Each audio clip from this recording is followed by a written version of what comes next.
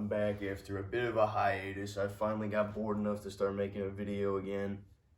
And today I'm going to be talking about, the Euros has been going on, so I'm going to talk about the 4 semifinalists, what makes them good, why they're either going to win or going to lose in the semifinals and finals.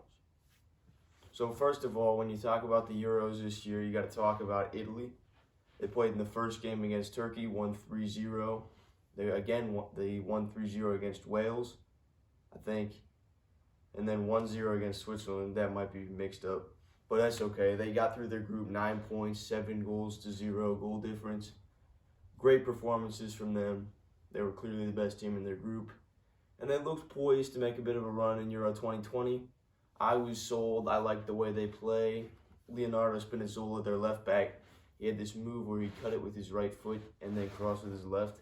It was really intriguing to me because I play left back a fair amount, so I thought it was a good move. I really thought the directness of their play made them a bit of a threat on the attack, and their defense was obviously solid with the partnership of Chiellini and Bonucci. I mean, what's not to like about that Italian team?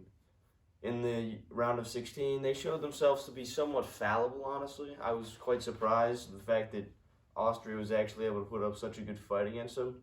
But ultimately, Italy did prevail with their better squad, and, that was always going to happen.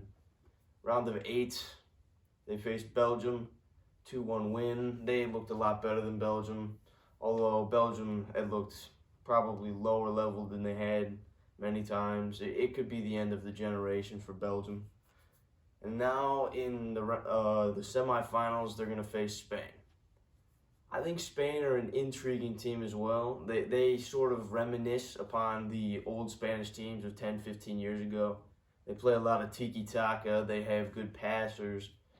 Their one major issue that could come to bite them, and nearly has at times, is their finishing. I mean, most fans of the beautiful game know that Alvaro Morata cannot finish. And when he can, he tends to be offsides.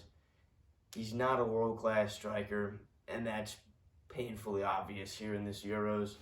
In the game against Sweden, they had probably 85-86% of the possession and tied 0-0. And we're somewhat lucky to have that because it was honestly Sweden who looked closer to scoring than Spain, it was a weird game to watch. It was simultaneously boring and enthralling. I mean, Spain with 85% of the possession, but Sweden looked more likely to win.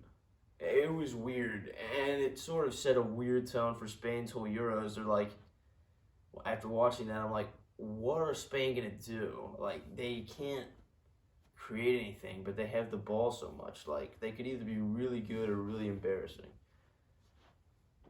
And then after playing, who they played? Poland. They drew Poland 1-1. And then I didn't know if they were going to go through or not, but then they absolutely whooped Slovakia. I mean, as they should. Slovakia is not very good, probably the worst team in the group, although Poland underperformed in another international tournament, just like they always tend to do. You got to feel for Lewandowski. He's doing all he can. It just doesn't matter. Poland is not pulling through. But Slovakia got whooped 5-0 by Spain. That was finally the result they needed. It put them through to the next round and ended a somewhat turbulent group stages for them. But they clearly had the abilities to go far. It would just be a matter of whether they could put it all together. And in the round of 16, let me think, who they even faced? I can't remember who they faced in the round, but they were better than them. And in the round of 8, they played Switzerland, and they played Croatia in the round of 16. Yeah, that was actually a really tight game.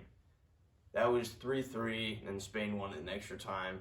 So that sort of showed the opposite end of Spain. They're crazy good attacking and then crazy bad defending in that game.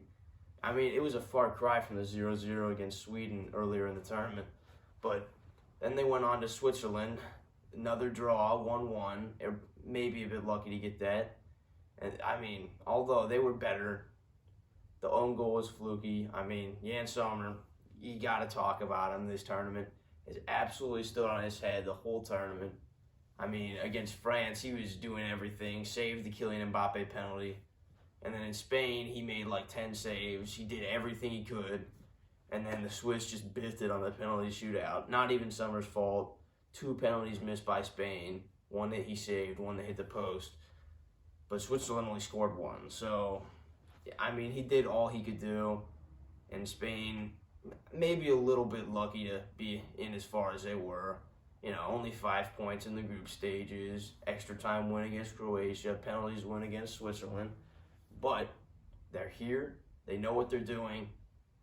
I wouldn't count them out because if they could put it all together with finishing in their style of play, they're definitely a threat for sure.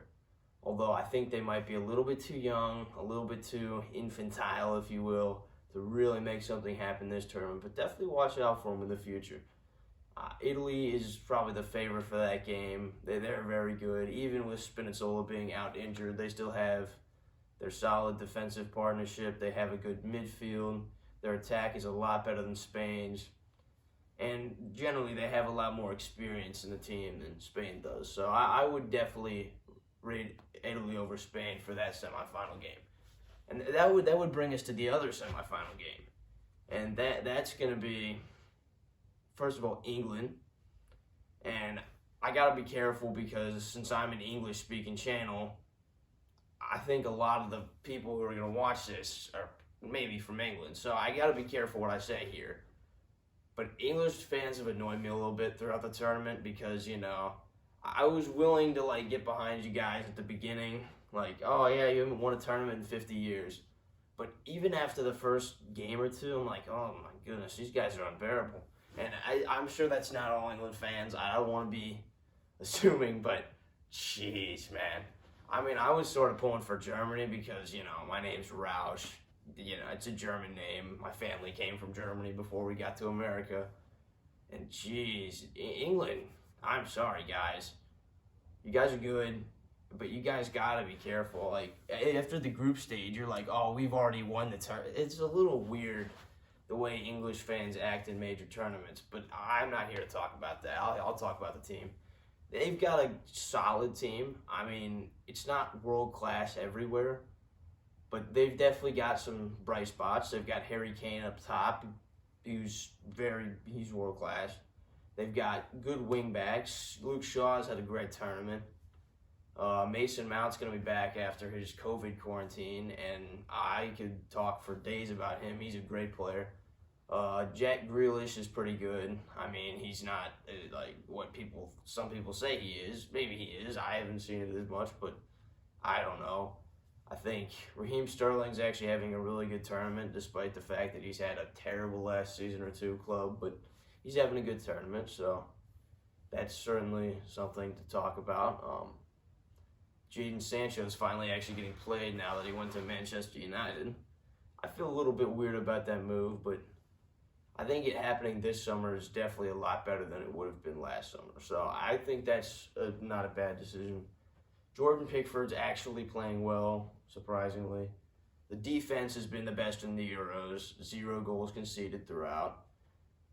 Well, let's go over the results real quick. They beat Croatia 1-0. It's a good result, but Croatia's not a great team. It wasn't really saying anything major about them. They drew Scotland 0-0. That's a bad result. You don't want to see that.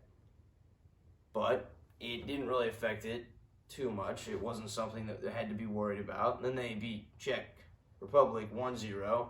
And that Czech Republic team is actually pretty good. So you got to be fair to them for that. I think the Czech Republic team, they were my dark horses all along. So that was a good win. That said some things, but I think Czech Republic was okay with losing that game because, honestly, no one really wanted to face that group of death group, which ended up being crap anyway. Like, none of the teams got out of the group round of 16, but, you know, no one wanted to really face them. But England, they took it. They won the group, 7 points, no goals conceded. They didn't score many, though, so take it with a pinch of salt or something. But then Germany, they go out, they have a good performance. They were fallible for sure, but a good performance. 2-0. They outplayed Germany whole game. And yeah, it was good. Maybe a little bit unkind to the fans, but yeah, they were definitely better than Germany. And Germany, okay, but definitely the fact that they beat Germany says, yes, they are definitely contenders to win the Euros. They're in it. And then they play Ukraine, a game they're supposed to win. They win 4-0. They flex their attacking muscles. Finally playing Sancho actually really makes a difference because he's one of their best attackers. So they're going against who is probably the greatest underdog story since Greece 2004. Denmark. They have had an absolutely wild turn. Like, how do you even? I remember that I get home. I'm playing a soccer game out probably an hour west of here, where I am. There's some fields, so I'm playing a game. I get home. I flip on the TV. I'm Denmark-Finland game. I'm sort of like half paying attention, half not paying attention. And then I look up, I see Ericsson on the ground. Everyone's like freaking out. I'm like, oh my gosh, what did I just. I'm like, is he dead or something? It was crazy. But it turned out he'd actually had a heart attack. Once I figured out what was going on, I was pretty worried because, I've watched Ericsson growing up. I'm sure a lot of you guys have. Yeah, I thought he might have been dead, and I was not going to be excited about that. Not one bit. That would have been terrible. But he's okay. He pulled through. He's not going to play for the rest of the Euros, but it was all right. They had to play the game a couple hours after. That seemed a little bit premature. Maybe give him a couple days or something. I get it, but yeah, it was a weird situation. They actually ended up losing that game to Finland, who they should never be losing to, really. So I figured with Ericsson gone, he's our best player. Whole squad's freaked out. I didn't think they were going to go through the group stages, but after losing to Belgium narrowly, they were better than Belgium, but they lost. They pulled through in a big way against Russia with a 4-1 win. Andreas Christensen, the Danish Maldini for Chelsea, hit a banger. To put them through, it was crazy. I was like, okay, they've got my attention now. Because Denmark, I think they've galvanized almost around Ericsson. Because the fact that he survived, they want to pull through for him the same way he pulled through. So, and they're still here right now in the semifinals. So it's definitely worked out. I don't know what makes them so good other than just like team chemistry, but it's definitely working. So, who'd they play? I can't remember who they played in the round of 16, but they played the underrated Czech Republic in the round of 8. And they beat them. They played Wales in the round of 16. They absolutely walloped them. It was like 4-0 or something. That Wales team's not great, but the Denmark team, I wouldn't have said they're great either. So the fact that they beat up on Wales is definitely a good sign. They're a lot better than people thought they were. And then they beat Czech Republic. That's an underrated Czech Republic team. They were pretty good. But Denmark got the dub, and now they got to face England. So it's either the fan favorite versus the fan favorite. Who's going to win? The favorite has to be England. England has a very talented squad, probably the most talented left in the tournament other than Italy. And Denmark, I wouldn't have said they would have gone this far even before Ericsson had a heart attack. So, yeah, it's shocking that they're even here. I don't want to bet against them, but England is definitely the heavy favorite. And I would say in the finals, if it is to be England versus Italy, I would favor Italy, I think. I just think they have more of that team chemistry type thing. Although I do think that what Gareth Southgate has built is underrated. I think that Italy has more they put it together a couple years before the tournament, and now it's all coming together at the right time for them to put this Euros to bed, get a W.